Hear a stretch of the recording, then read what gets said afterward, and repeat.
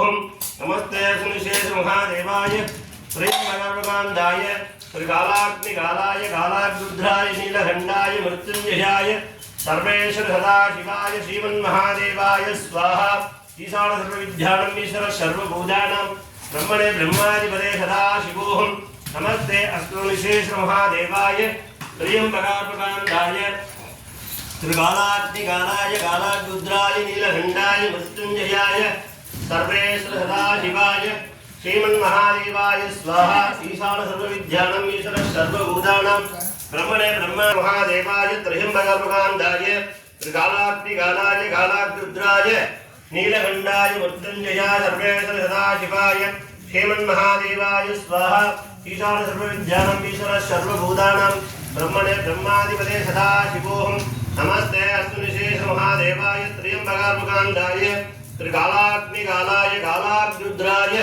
नीलकण्ठाय मृत्युञ्जयाय सर्वेश्वर सदाशिवाय श्रीमन्महादेवाय स्वाहा ईशान सर्वविद्यानां ईश्वर सर्वभूतानां ब्रह्मणे ब्रह्माधिपते सदाशिवोऽहं नमस्ते अस्तु विशेष महादेवाय त्र्यम्बकार्पकान्दाय त्रिकालाग्निकालाय कालाग्रुद्राय नीलकण्ठाय मृत्युञ्जयाय सर्वेश्वर सदाशिवाय श्रीमन्महादेवाय स्वाहा ओम दत्तरुषाय विद्महे महादेवाय तन्नो रुद्राय स्वाहा ओम दत्तरुषाय विद्महे महादेवाय धीमहि तन्नो रुद्राय स्वाहा ओम दत्तरुषाय विद्महे महादेवाय धीमहि तन्नो रुद्राय स्वाहा ओम दत्तरुषाय विद्महे महादेवाय धीमहि तन्नो रुद्राय स्वाहा ओम दत्तरुषाय विद्महे महादेवाय धीमहि तन्नो रुद्राय स्वाहा ओम दत्तरुषाय विद्महे महादेवाय धीमहि तन्नो रुद्राय स्वाहा ओम दत्तरुषाय विद्महे महादेवाय धीमहि तन्नो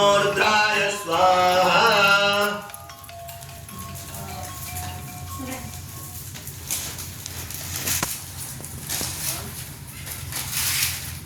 ओम नवग्रह நல்ல பிரார்த்தனை பண்ணி எல்லாரும் நவகிரக உபாதையில இருந்து வெளியில வந்து எல்லாரும் ஆயுள் ஆரோக்கியத்தோட திரகாத்திரமா இருந்து பிரார்த்தனை பண்ணிக்கணும்.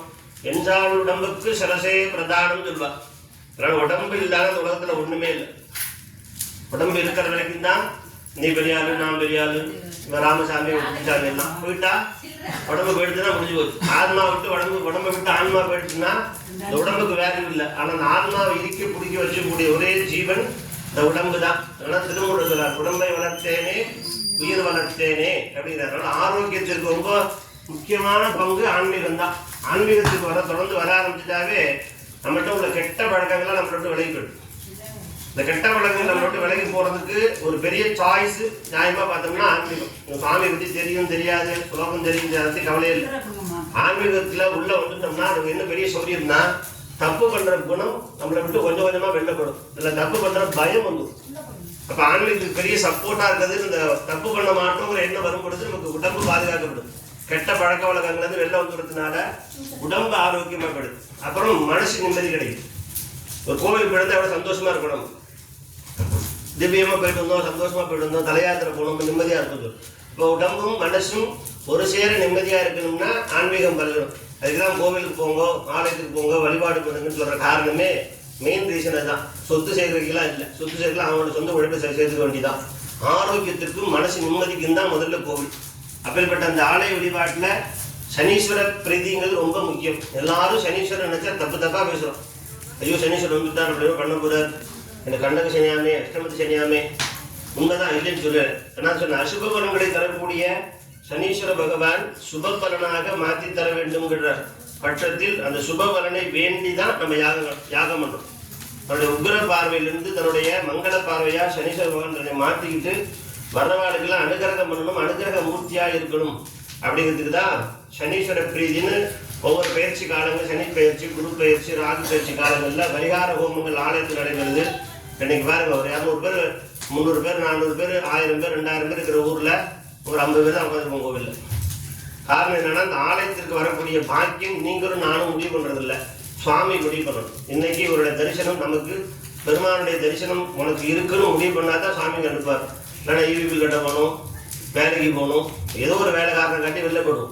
வீட்டுக்குள்ள உட்கார முடியாது. ஏதோ ஒரு காரணம் வந்து வேலை வந்துடும், ஏதோ ஒரு காரணம் வெளில போய்ட்டு நம்ம நினச்சிருக்கோம் வேலை நிமித்தமாக வெளில போய்ட்டா நினச்சிருக்கோம். ஆனால் அப்படி இல்லை. உனக்கு இங்கே தரிசனம் இல்லைன்னா நம்மளை ஏதோ ஒரு காரணம் காட்டி வெளில அனுப்பிச்சுடுவார் சுவாமி. அவ்வளோதான். வந்திருக்கோம் அப்படின்னா நமக்கு அந்த பாக்கியம் கிடைச்சிருக்குன்னு. அதனால எப்போதுமே பாக்கியத்தை அனுப்பிக்கிறதுக்குலாம் ஒரு யோகம் வேணும். அந்த யோக கர்மாவை தரக்கூடியவர் சனீஸ்வரன் தான். சனீஸ்வரன் மட்டும் ஜாதகத்தில் நல்லா இருந்துட்டாருன்னா கொட்டி கொடுத்துட்டு விடுவார். அடுத்தவன் சுத்தலாம் அனுப்பிக்கணும்ல. இந்த பினாமி சுத்தலாம் அனுப்பிக்கிறா இல்லையா, கோடி கோடியா எவனோ ஒருத்தன் உழைச்சி வச்சிருப்பா, இவன் சாப்பிட்டு போவோம். இதுக்கெல்லாம் சனீஸ்வரன் உச்சமாக இருந்தால் கிடைச்சிடும். எல்லாத்தையும் இவன் அனுப்பி வச்சுருவார். அவனை அனுப்பி விடாம பண்ணி மறைமுகமாக இவனை அனுப்பி வச்சுருவார். அதனால் சனீஸ்வரன் நினச்சா எல்லாரும் பெருசாக பயந்துக்க தேவையில்லை. ஜாதக அமைப்பில் சனீஸ்வரன் இருக்கிற பங்குன்னு ஒன்று. சனி நீசமாக இருக்காரா, உச்சமாக இருக்காரா, நட்பு வீட்டில் இருக்காரா, பகை வீட்டில் இருக்காரா, யோக பண்ண தராரா, அசுவ பண்ண தராரா பார்த்துட்டு தான் பரிகார சங்கல்பத்தில் பிரார்த்தனை வச்சுக்கணும். அதனால் பொதுவாக சொல்லப்போனால் எனக்கு தெரிஞ்ச வரைக்கும் 1000 பேருக்கு நல்லவனாக இருக்கும், 2 பேருக்கு கெட்டவனாக இருக்கான். இல்லை இந்த 2 பேருக்கு நல்லவனாக இருக்கான், 1000 பேருக்கு கெட்டவனாக இருக்கான். அப்போ எப்போதுமே பாவம் எதை பொறுத்து இருக்கோ அதை பொறுத்து தான் நம்முடைய பலன்களும் அமையும். புண்ணிய கர்மாவை தரக்கூடிய சனீஸ்வரன் தான். நியாயமாக பார்த்து சனீஸ்வரன் வேலை 2 வேலை. நல்ல வேலை வேணும், நல்ல ஜாப் வேணும். 1.5 லட்ச ரூபா 2 லட்ச ரூபா சம்பளம், ஒரு பெரிய கம்பெனியில் பெரிய பொசிஷனில் போஸ்டிங்கில் இருக்கேன்னா கண்டிப்பாக ஜாதகத்தில் சனி உச்சமாக இருக்கும். அப்படி இருந்தால் தான் அதை அனுப்பிக்க முடியும். அதுமாரி ஆயுள் எனக்கு 95 வயசு, ஆஸ்பத்திரிக்கே போல ஒரு மாத்திரை கூட சாப்பிடல, நான் இப்போவும் நடவடியாக போகிறேன், கை கால் சுகத்தோடு இருக்கேன், நானே என்னோடய வஸ்திரத்தெல்லாம் துவச்சி கட்டிக்கிறேன் அப்படின்னு சொன்னால் அது சனியோட பாவம். அப்புறம் சனீஸ்வரர் 2 முக்கியமான வேலை பார்க்குறாரு. ஆயுள் ஆரோக்கியத்தை தர, நமக்கு தேவையான செல்வத்தை தரக்கூடிய தொழிலை கொடுக்குறது. அதனால் எப்போது சனீஸ்வரர் பிரீதியை குறையில்லாமல் பண்ணிக்கணும். அந்த ஆலயங்களில் இருக்கக்கூடிய சனீஸ்வரர் பிரீதியை ரொம்ப, அதுவும் இந்த பைரவர் ஆலயத்தில் ஸ்பெஷல் என்னன்னா, நவகிரகத்தில் எந்த சுவாமிக்குமே ஈஸ்வர பட்டம் கிடையாது. சந்திரன், செவ்வாய், கல்லட்டு வந்து சொல்லுவோம், புதன், வியாழன், வெள்ளி, இந்த சனீஸ்வரன் சொல்லுவோம். சனீஸ்வர பகவான் இல்லைன்னா சனி ஈஸ்வரன் சொல்லுவோம். ஈஸ்வர பட்டத்தை கொடுத்தது பைரவ வம்சமாக இருக்கக்கூடிய சிவபெருமான் தான். அதனால் ஈஸ்வர பட்டம் வேணும், பதவி வேணும், நல்ல உயர்வான செல்வம் வேணும், நல்ல அந்தஸ்து வேணும், புகழ் வேணும். அப்படின்னா சனீஸ்வரன் பிரீதி வேணும், சனீஸ்வரன் அனுகிரகம் வேணும். ஆனால் சனீஸ்வரன் லேசாக நினைச்சிட முடியாது, அது குறையாகவும் பார்க்குது. நிறைய ஆலயங்கள் என்ன பண்ணுறா, சனீஸ்வர ஹோமம் பரிகார ஹோமம் வச்சுருக்கோம், நாங்கள் எதுவும் தரமாட்டோம் உங்களுக்கு. ஏன்னா சனீஸ்வர பிரீதி பண்ணுறோம், சனீஸ்வரனுக்கு அனுகிரகம் பண்ணுறோம், சனி பயிற்சி நடக்குது, சனீஸ்வரனுக்கு பூஜை பண்ண பொருள் எந்த பொருளும் எடுத்துகிட்டு போகக்கூடாது அப்படின்னு கோவில் எதுவும் தரது. அதெல்லாம் இல்லை. ஒரு கல்யாண வீட்டுக்கு போகிறீங்க, பிடிச்சிருக்கோ பிடிக்கலையோ பத்திரிக்கை வச்சுட்டான் போகிறோம், காலாஜுன்னு ஒன்று கொடுத்தான். அவங்க வேற மாதிரி சொன்ன இப்படி சொன்ன கிஃப்ட்டு பை கொடுக்குறா, அதில் தேங்காய் போட்டு 2 பழம் போட்டு கொடுக்குறா. நீங்கள் எடுத்துகிட்டு வருவீங்களா, அந்த மூலையிலே போட்டு வருவீங்களா? எடுத்துகிட்டு வருவோமா, போட்டு வருவோமா? பிடிக்குதோ பிடிக்கலையோ அவன் பை கொடுத்துட்டான், கிஃப்ட்டு பை. அவனுக்கு எதுக்கு தூக்கி உரமாக போட்டு வந்தால் எப்படி இருக்கும் நம்ம நிலைமை? நம்ம நாளைக்கு மதிப்பான கூப்பிடுவாங்க. அப்போ ஒரு சாதாரண மனுஷால் மதிக்கும் பொழுது, ஒரு லௌகீக காரியத்துக்கு போகும்போது அவன் கொடுக்குற பொருளை பத்திரமா எடுத்துகிட்டு வரோம்னா, ஒரு ஆலயத்துக்கு வழிபாடு பண்ணதுக்கு அப்புறம் சுவாமியோட பொருளை எடுத்துகிட்டு போகிறதுல என்ன வருத்தம்? இது முதல்ல புரிஞ்சுக்கணும். நிறைய ஆன்மீக தப்பாக புரிஞ்சு வச்சுருக்கோம், பெரிய தலைவலியாக இருக்குது. எப்போதும் ஆலயம் நிறைய நான் ஜோசியராக இருக்கிறதுனால எனக்கு பெரிய தலைவலியாக இருக்குது. ஜாதகம் பார்த்து எழுதி கொடுத்த உடனே சனீஸ்வரன் கோயிலுக்கு போகணும் எழுதி கொடுத்தோம்னா, சாமி இந்த இடத்துல பார்க்க வர பத்திரம் எடுத்துகிட்டு வரலாமா, போட்டுட்டு வந்துடலாமா? இதான் கேள்வி. எல்லாரோட பகுதியான 180 கேள்வி இப்படி தான் இருக்குது. எப்போ தெரிஞ்சு ஒருத்தவங்க ஒரு பொருள் கொடுக்குறாங்கன்னா அதை மதிச்சு நம்மளை வந்து கொடுக்குறாங்க. அப்புறம் பத்திரமா வீட்டுக்கு எடுத்துகிறோம். ஒரு கிஃப்ட்டு கொடுக்குறாங்க, ஒரு ஃபங்க்ஷனுக்கு போகிறோம், ஒரு நவராத்திரி ஃபங்க்ஷன் போகிறோம், ஒரு கல்யாண வீட்டுக்கு போகிறோம், ஒரு காது வீட்டுக்கு போகிறோம், ஒரு பொருள் கொடுக்குறாங்க. நம்ம வச்சுக்கோங்க, மரியாதை நிமித்தமாக நீங்கள் வந்திருக்கீங்க, உங்களோட வேலையெல்லாம் ஒதுக்கி என்னுடைய ஃபங்க்ஷனுக்கு வந்திருக்கீங்க, கொடுக்குறோம், வச்சுக்கிறோம். அப்போ கண்டிப்பாக என்ன பண்ணுறோம், நம்ம வீட்டுக்கு எடுத்துக்கிறோம். அப்போ அதேமாரி ஒரு